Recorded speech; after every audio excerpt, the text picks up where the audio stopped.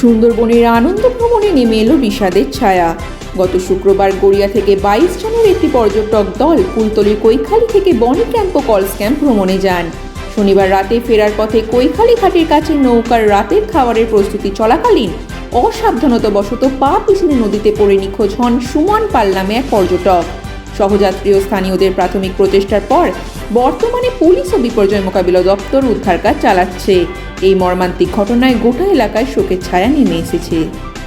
Bureau report, রাতদিন news network. হঠাৎ 11টা সাড়ে 11টার দিকে পর্যটক কেন্দ্রে নৌকা বসা অবস্থা, দাঁড়ানো অবস্থা, পা পিছলে গিয়ে পড়ে গেছে। আমাদের প্রশাসন কালকের থেকে হেল্প করছে, আমাদের ইউনিয়নের তরফ থেকে টোটাল 4টে বোট দিয়ে খোঁজাখুঁজি চলছে কালকে রাত থেকে। এখন আমাদের প্রশাসন দেখভাল করছে, কোনো অসুবিধা হচ্ছে না। আমরা দেখার জন্য ডেড বডিটা কীভাবে পাওয়া যায় সেটা তদন্ত চলছে। আপনার নাম? আমার নাম লক্ষণ হালদার, ওরফে মিটু। আমি ইউনিয়নের সেক্রেটারি।